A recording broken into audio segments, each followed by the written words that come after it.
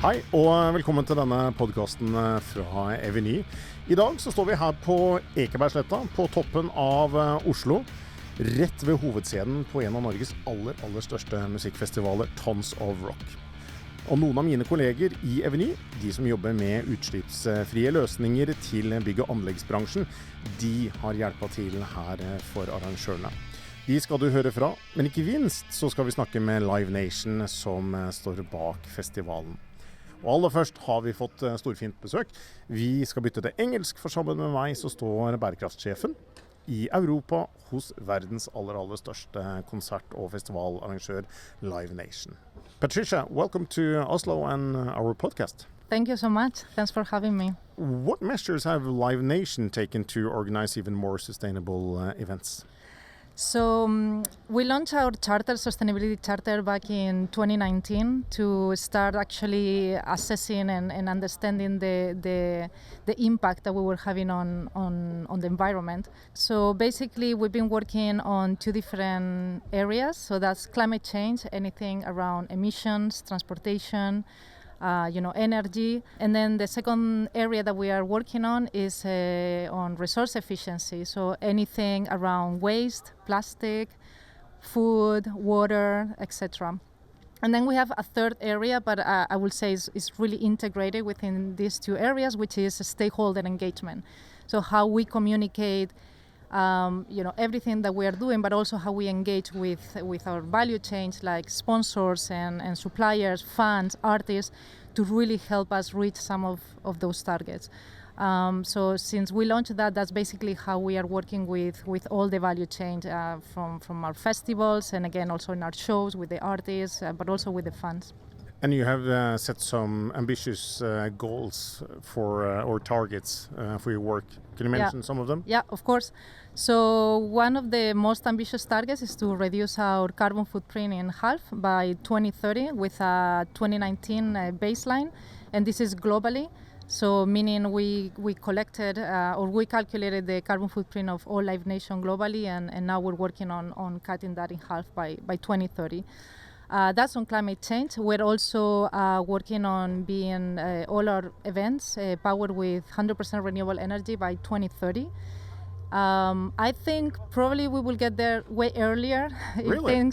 I think so. I mean, technology really has been,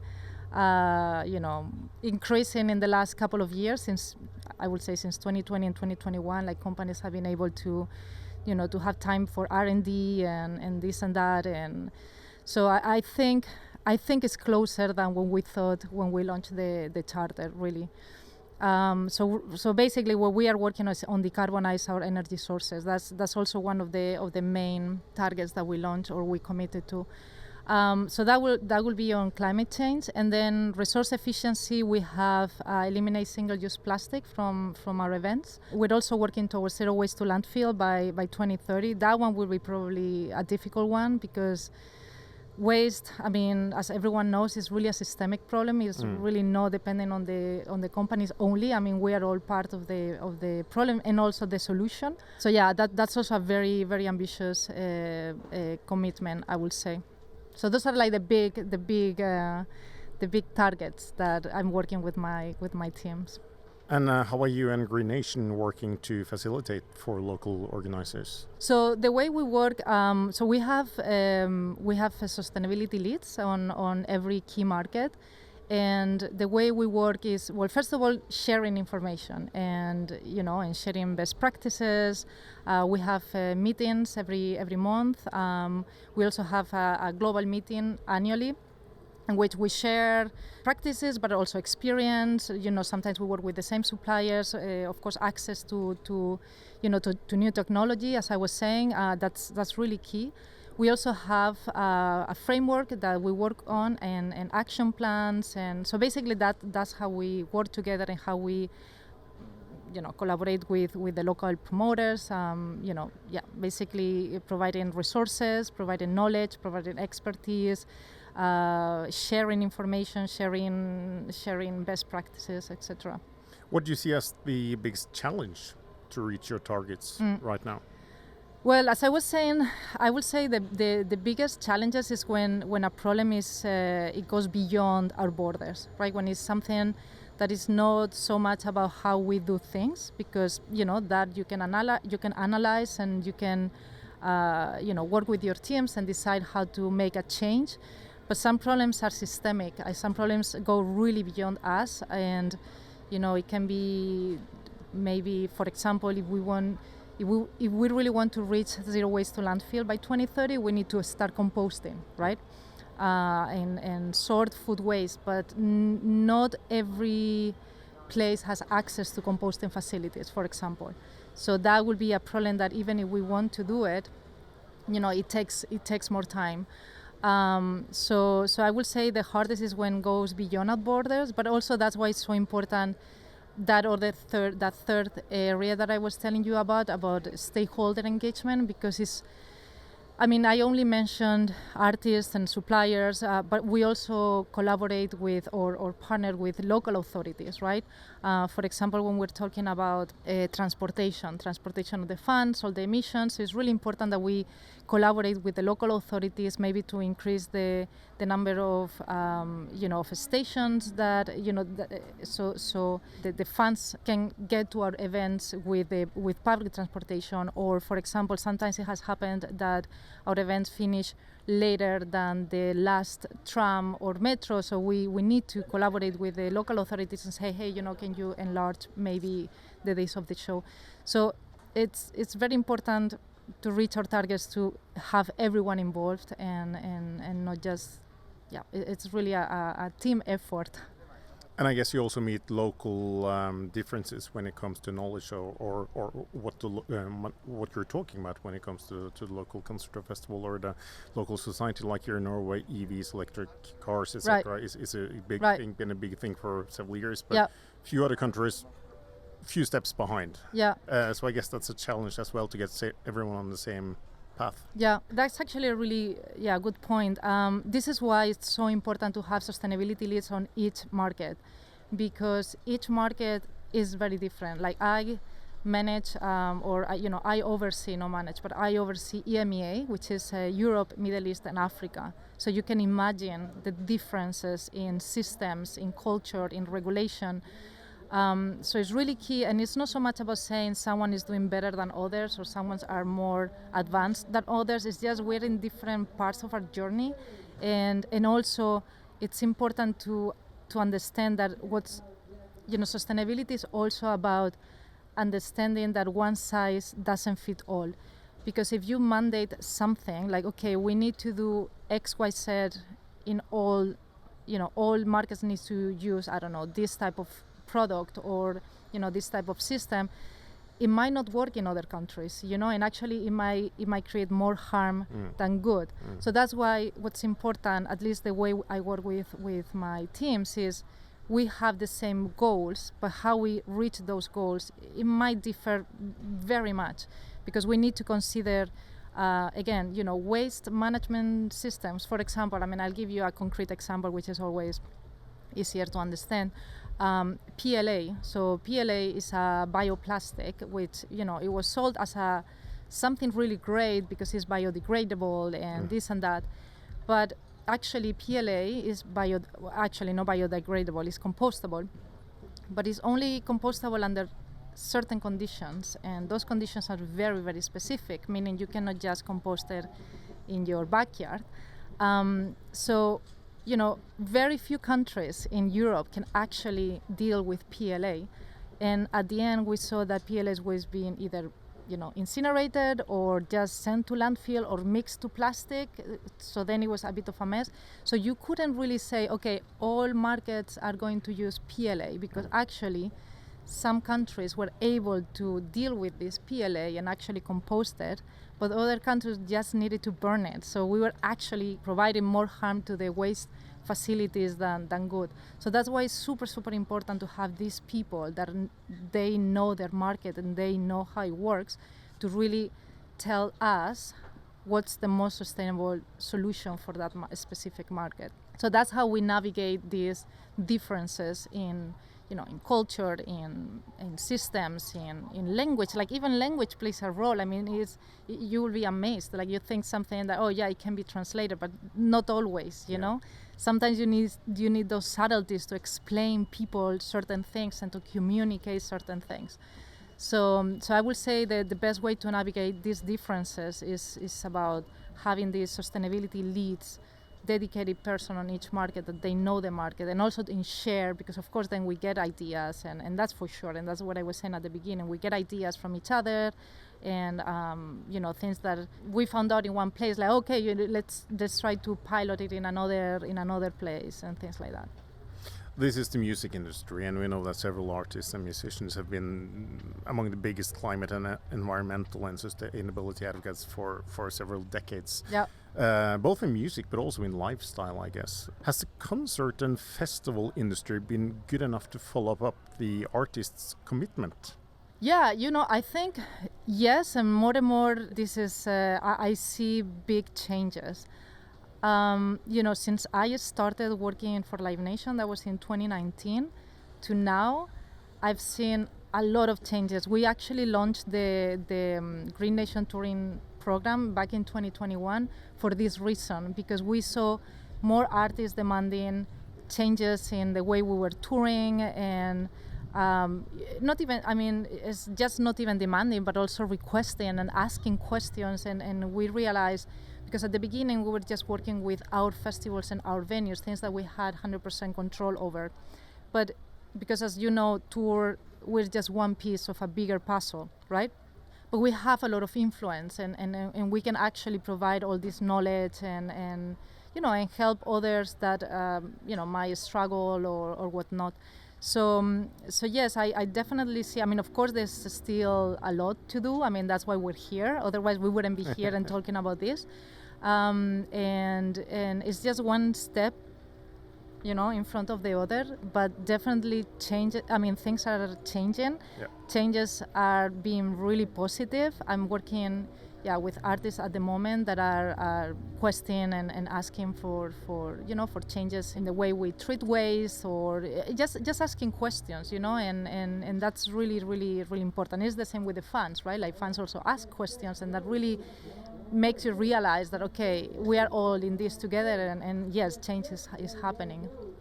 You're visiting in Norway and Oslo now, and do you think other international festivals and concerts can learn something from Norway and Norwegian organizers?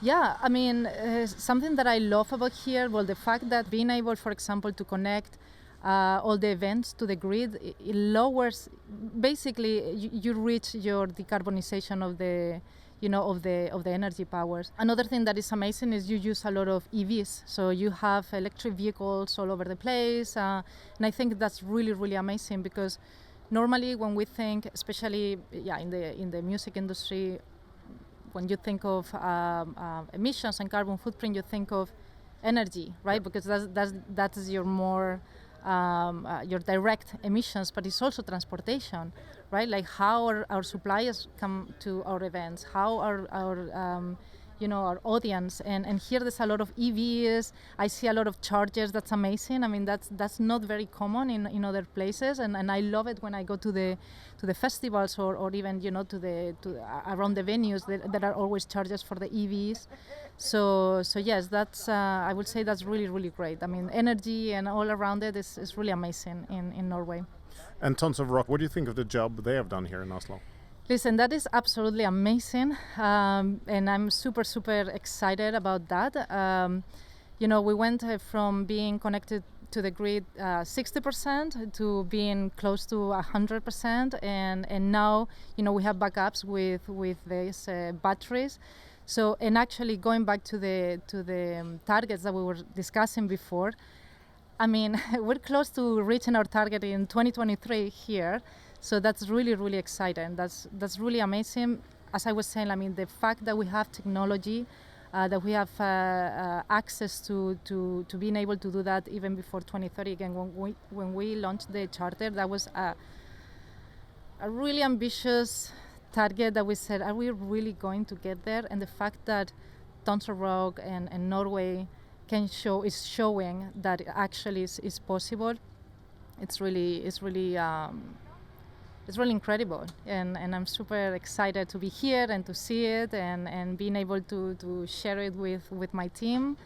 That they were the ones really putting the work here. So, and of course the Eviny, right, and of course the partner. I mean, it's a team effort. This is possible because we collaborate together. Otherwise, it wouldn't be. I mean, you guys. Eviny has the knowledge, has the technology that we need. So combining these two forces, I think it's really amazing. And it started last year with another Livenation event, Bergenfest in Bergen. Yeah. We're in Oslo now, and you said something about transferring technology amongst the network. And this is probably one of the things that can easily be transferred into other festivals, not just in Norway, but outside as well. Yeah, absolutely. So these are the things, like you need to do pilots and trials, and then if they work, that's what we share, right? Like that's when after the events we have debriefings in which we explain the things that worked. I mean, of course, also the things that didn't work and how we can go around them or change them. But yes, and this is definitely happening. I mean, especially by regions, right? Like when you have the Nordics and you have the South Europeans and this and that, because then you share, sometimes you share suppliers or you can share them. So yeah, definitely. Is this something that's been noticed from other organizers around in your network? That's what's going on here in yes, absolutely. Yeah, absolutely. They know about it. Even the US knows about it. This has been in the press, international press as well, media outlets. Yes, absolutely. I mean, this is a feat, and we recognize it as such.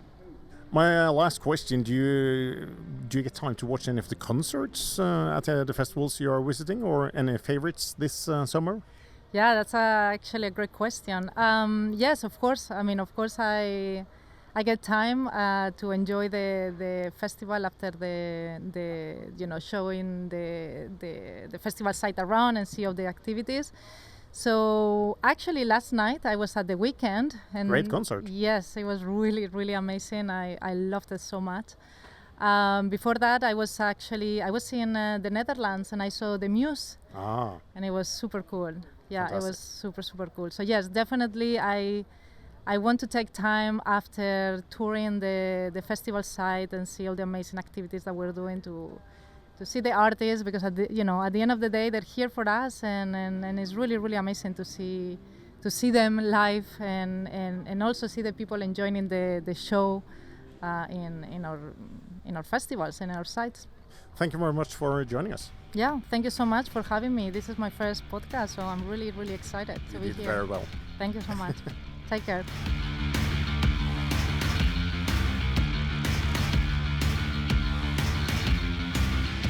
Da har vi gjort et lite mannskapsbytte, scenebytte i studio her, og vi har fått inn Kjetil, vi har fått inn Henrik. Og så må jeg bare si at i det du kom opp, Kjetil, her, som bergenser, så begynte det å regne samtidig. Det er jo ikke tilfeldig. Nei, vi tok med det fine været fra Bergen. Litt fornybar energi som kommer med der. Henrik, du er bærekraftsansvarlig i Livenation. Dere står jo bak blant annet Tons of Rock. Og noe av det som skjer bak oss her, dette er jo ingen liten festival. Nei, det er det ikke. Dette er jo på størrelse med Porsgrunn by, antall folk som skal innom her. Ja, nesten.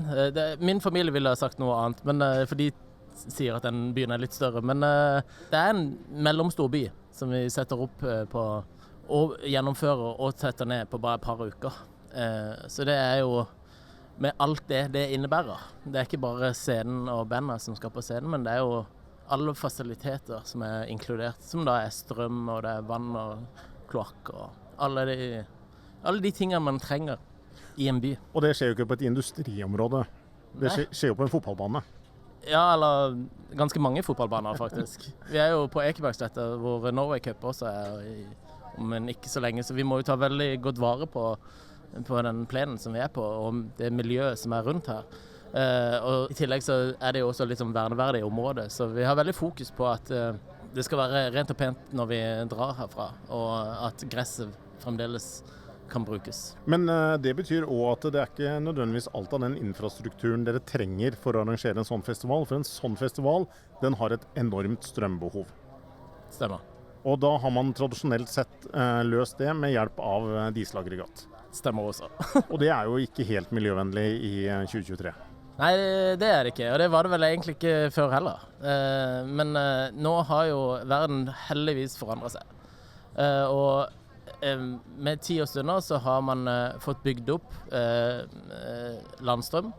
Og som Patricia snakket om tidligere, så var det jo opp til i fjor 60% landstrøm og 40% dieselaggregat. Og da blir det litt sånn dieselfest. Og det passer jo med Tons of Rock. Ja, altså jeg synes jo det litt fordomsfullt da, for det jo noen av de beste folka som jo sånne rockere. De mer progressive enn det mange tror. Og så lenge jeg har vært i dette selskapet, så jo de blant de som har vært lengst fremme i skoa på å få løst dette. Og det jo da gledelig at vi har fått opp med høyspentledninger og fått mer strøm inn på festivalen, så vi har kunnet redusere dieselaggregatene. Enormt mye, altså. Så vi snakker om nesten 100% landstrøm her. Og hvor mye diesel har dere da kunnet kutte ut? Ja, altså vi har jo da kunnet kutte nesten 100% av den dieselen vi brukte. Det blir jo fremdeles noe her og der, og det noen småting. Men vi langt på vei til å nærme oss en hel landstrømsfestival. Og deler av det her, det begynte fordi at Kjetil, du har jobbet mange år i Eviny-systemet og jobber i dag for et deleid datterselskap av Eviny som heter Ion. Men hvordan var denne historien her med batterier og mobilenergi begynte her oppe på Ekebergsletta? For det begynte jo egentlig ikke her på Ekebergsletta. Nei, altså det begynte jo egentlig i Bergen. Bergenfest, som også en festival som Livenation står for. Så der ble jo ene scenen gjennomført med batteristøtte i fjor. Så på en måte historien har begynt å rulle litt, og den festivalen, altså Bergenfest, jo 100% utslippsfri. Og i år så ble jo den gjennomført 100% på landstrøm. Så der det jo ingen utslipp. Og det jo gjerne sånn, du må jobbe litt sånn trinnvis. Og spesielt på sånne store festivaler som dette her, så det også at du avhengig av å ha en backup. Fordi at hvis all strømmen forsvinner her, og du har 30 000 mennesker samlet, så det fullstendig krise hvis det ikke noe form for metode å gi dem noe informasjon eller komme med meldinger til dem på. Så du må ha en backup, og da kan jo du bruke batteri som backup i tillegg. Kan jeg bare skyte inn noe? Siden det startet i Bergen i fjor, det også en gjeng som ekstremt fremoverlente. Så jeg vil også bare si at hadde det ikke vært for Frank Næss og den fantastiske gjengen han har der borte, så hadde vi nok ikke kommet så langt som vi har kommet i dag. Og det var sammen med Eviny og Frank Næss der borte. Så jeg vil bare si at det var en fantastisk gjennomføring der borte i fjor. Og dette her har jo blitt lagt merke til i Livenation-systemet langt utenfor Norges grenser. Ja, det har det. Jeg har jo fått både gleden og ulempen med å måtte fortelle om dette siden jeg begynte i Livenation i 2021. Kom inn og fikk beskjed om at vi skal redusere utslippet vårt med 50% innen 2030, og tenkte hvordan gjør vi det? Og så vi jo på tallene, og det jo dieselgenerator som noe av det største. Så var det en venn i Bergen som ringte meg. Han en TV-produsent der borte, som dere kjenner til, Dave Spilde, som første dagen min på jobb, når jeg var i Bergen, ringte og sa at han hadde brukt batterier på en filminnspilling. Og så jeg bare la på telefonen, jeg kan ikke snakke om det nå, det høres helt idiotisk ut. Og så var det bare en ting som gnagde, og så ble jeg sittende med de i Bergen og prate om det også, og alle bare, det her jo en kjempeidé. Og så ballet det bare på seg, så møtte vi da på Kjetil og Marit. Og da, for å gjøre det litt kort, så dro jeg ned til Europa og sa, jeg har løst det. Hadde ikke det da, men jeg synes det var litt så gøy å si akkurat her da, for det bare så vi trenger ikke dieselgenerator lenger, vi har batterier, alt løst. Og så kom sommeren, og så hadde vi ikke det da. Men Bergenfest hadde jo da den ene scenen, og det har ballet på seg, og så har vi vært utfordringer, og prosesser vanskelige, men verden har jo da også samtidig beveget seg fremover. Flere har begynt å prate om det. Nå skal ikke jeg ta på meg at det vi som satte i gang hele verden har gjort det, men flere ser det, flere bruker batterier. Det veldig naturlig siden vi har batterier i biler, i trucker og alt denne tingene. Så når flere ser dette og går fremover. Og så trenger vi ikke til noen som nettopp går fremover, som tør å ta det i bruk. For en ting er at vi sitter med produktet, men noen må tørre å bruke det om. Ja, altså noen må tørre å bruke det. Og det er jo det er jo pilotprodukter i all hovedsak, vil jeg sagt, enn så lenge. Det er jo nybrottsarbeid, og det er jo ikke alltid alt går som planlagt. Dessverre. Helst så skulle jo vi bare kunnet sette ut batteri overalt. Men det er jo stor etterspørsel på batteri, og produktene som er rundt inne i batterisystemet. Så det er lange leveringstider, det er jo helt ny teknologi, så det er jo liksom ikke alltid det at du kan stille opp i det volumet gjerne som du skulle ha hatt i. Og så for eksempel sånn som når du står her på Ekeberg, du kan liksom ikke kjøre batteri til og fra heller. Du må gjerne ha noe landstrøm, og så lade opp batteriet på natt og dag. Så som Henrik sa, alt gikk ikke helt smooth i fjor. Vi skulle gjerne gjort veldig mye mer. Men det å begynne er jo kanskje viktig. Det å ta de første små stegene, det er det viktigste å gjøre. For da ser du at det lar seg gjøre i småskala, deler, og så kan du ta hele festivaler og andre typer liksom, deler ut av bransjen som bruker dieselaggregat. Hva er det dere har lært mest da? I det her å skulle bytte ut dieselaggregat med batterier? Prosesser er vanskelige. Det er vanskelig å få ideer til å plantes hos andre. Kanskje du får engasjementet, men det å få liksom, gjennomføre og få forståelse, og få at man er på samme linje. Og hadde det vært lett, hadde alle gjort det. Absolutt. Det har jeg lært også. Men nå kan alle gjøre det etter at dere har gjort det. Ja, altså proof of concept er jo ofte det viktigste. Men så for dette har du bevist at det er mulig å gjennomføre. Det betyr ikke det at du ikke fortsetter å snuble. Og så tenker jeg også at når man gjør sånne ting, og er i pilotprosjekt, så plutselig så ser man utfordringer man ikke hadde sett før. Men da også kommer opp med nye ideer som man gjerne skulle ha gjennomført i går, fordi at de er geniale ideer. Og det er jo for eksempel fordi at her som vi har veldig mye landstrøm, så er batterier et veldig godt supplement til der man kan ta piker og man kan fylle på og ikke ha så lange kabelstrekk for eksempel. Og så har du andre steder som ikke har noe landstrøm fasilitert.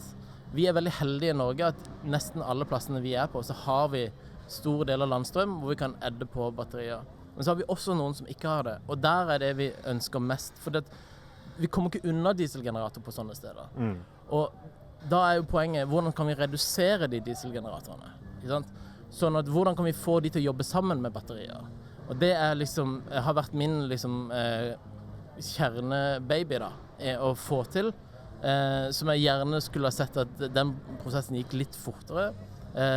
Og samtidig så ser vi at ikke alle, men flere aktører har begynt å tenke likt.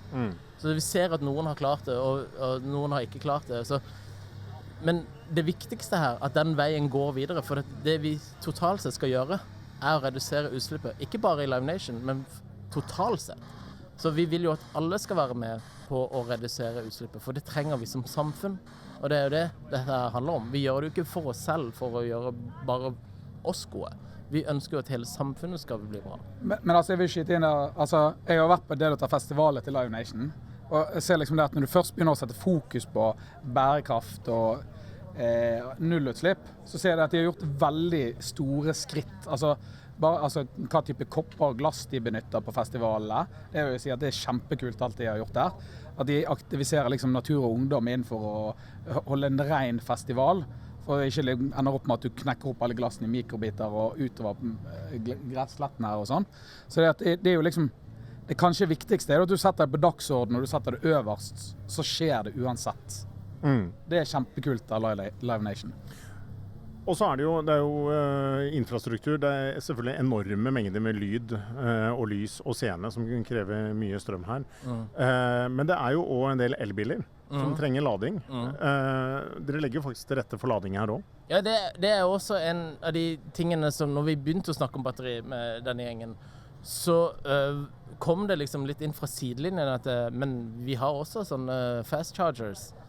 Og det var bare sånn, wow, det er jo det vi trenger, for det vil jo lette på vår infrastruktur bak scenen. For vi, ikke nok med, altså vi har vanlige biler, vi har 9-setere type på L, Men vi ønsker jo også å gjøre alle trøkker og lifter og alle disse tingene også på el. Så det å kunne ha en mobil ladestasjon til å lade de bak scenen, så man slipper å måtte reise rundt og gå for å finne en, og så det kø der, men vi har kontroll på det selv.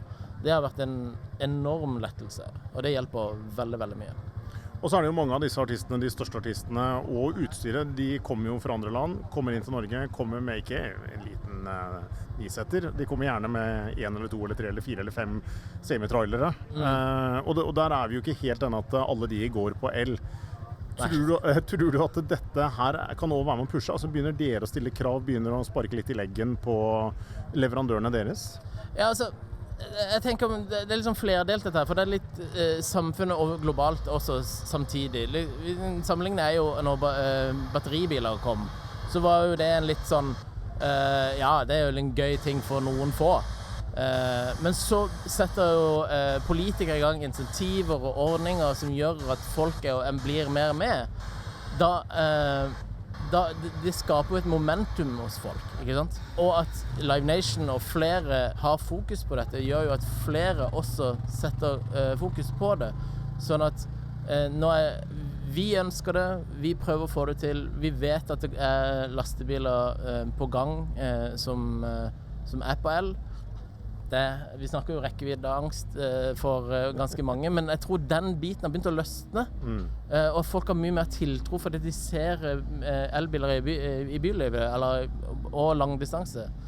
Og det viktigste at infrastrukturen for samfunnets del på plass, sånn at vi kan kjøre en truck eller lastebiler fra Tyskland til Norge, og at han har muligheten til å lade underveis, og har den kjørelengden som må til da. Og så har vi noen artister som har begynt å virkelig catche det her, og virkelig begynt å gå all in på det å være bærekraftige. Vi har noen artister som virkelig har begynt å dra det langt. Og de vel også kanskje med å pushe litt grann. Altså, alt hjelper jo. Og selvfølgelig, hvis du har store stakeholders, hvis du har store individer eller mennesker eller band eller artister eller hvem det nå enn som folk ser opp til og ser hva de gjør, så vil det gi en kjempeimpact. Så det har enormt mye å si at artister som Coldplay eller andre artister drar dette løpet fremover. Og de hadde vel faktisk et prosjekt hvor de installerte et dansegulv som skulle lage energi under konserten? Ja. Jeg kan ikke si så mye om det, for jeg har liksom ikke fått tatt del i det, men etter sånn som jeg har forstått det, så funket det. I den grad det skulle, men det styrte jo ikke hele 60 000 kapasitet stadion, liksom. Men det er også en ting med det å være med å belyse, at vi kan løse ting på andre måter. Og det det vi trenger å få til. Vi trenger at folk tenker kreativt for å løse veien videre. Altså det grønne skiftet skjer. Vi kommer ikke utenom det. Og politisk så ønsker man det. Europa ønsker det. Verden ønsker det. Altså, i hovedsak da. Så lenge denne ballen ruller, så vil ny teknologi komme, og vi vil ha den muligheten til å gå over. Forhåpentligvis mye fortere enn for sent. Vi skal snakke mer om likhetene mellom konserter og festivaler i neste episode, og da skal vi også høre mer om tungtransport og lademuligheter og mobilenergi. Tusen takk, Kjetil. Tusen takk, Henrik, for at dere kom. Tusen hjertelig. Tusen takk.